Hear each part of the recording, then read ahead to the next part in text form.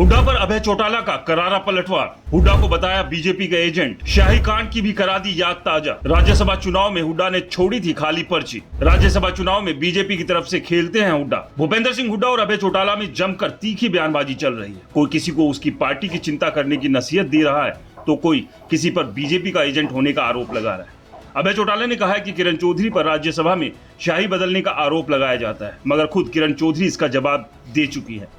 अभय चौटाला ने कहा कि राज्यसभा में जब सुभाष चंद्रा मैदान में थे उस समय हमारे 21 विधायक थे और कांग्रेस के 17। कुलदीप और उनकी पत्नी के 2 वोट थे और वो भी कांग्रेस में शामिल हो गए थे। ऐसे में हमारे पास 38 वोट थे, मगर तब जयप्रकाश जेपी जो निर्दलीय विधायक था, यह कांग्रेस के नजदीक था, यह सबसे ज्यादा सुभाष चंद्रा के लिए प्रचार में लगा था। जेपी ने उस चुनाव में 15 वोटों की शाही बदली, मगर किरण इसलिए चुप रही क्योंकि वो कांग्रेस में थी। हुड्डा अपनी वोट इसी चुनाव में खाली छोड़कर आया था। अभय चौटाला ने आगे कहा कि हुड्डा मेरे ऊपर आरोप लगाते हैं कि ये बीजेपी के साथ मिला हुआ है।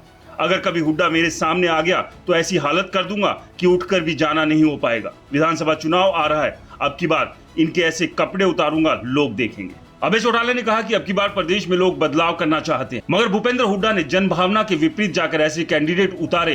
कांग्रेस हाईकमान को मजबूर किया जो कि डमी थे। करनाल में मनोहर लाल के आगे ऐसा उम्मीदवार उतारा जो कार्यकर्ताओं को जानता ही नहीं था। अभय चौटाला कहते हैं करनाल में वीरेंद्र मराठा को इंडिया गठबंधन के रूप में उतारने का प्रयास किया, मगर हुड्डा ने मनोहर लाल से मिलकर डमी कैंडिडेट उतारा।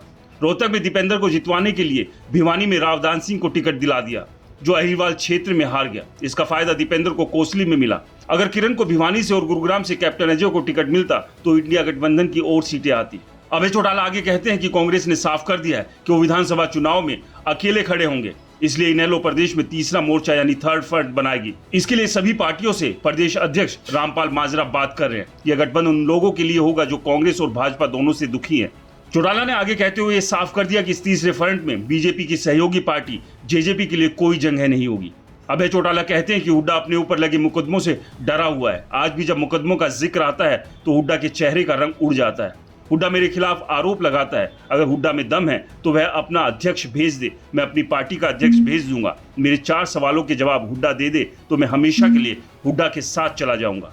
अगर हुड्डा जवाब नहीं दे पाता है, लोगों को संतुष्ट नहीं कर पाता है, तो उसे सरेआम माफी मांगनी चाहिए। तो हरियाणा की राजनीति में भूपेंद्र सिंह हुड्डा और अभय चौटाला के बीच रसाकसी अब तेज होती दिख रही है। एक के बाद एक दूसरे पर आरोप लगा रहे हैं। अब आगे देखना ही होगा कि ये जुबानी जंग आगे जाकर कितनी दिलचस्प रहती है। इसको लेकर आपकी क्या राय है, हमें कमेंट्स कर जरूर बताएं। रिपोर्टर जी चैनल को सब्सक्राइब नहीं किया है तो हरियाणा की राजनीति से जुड़ी हुई ऐसी तमाम खबरों के लिए चैनल को जरूर सब्सक्राइब करें।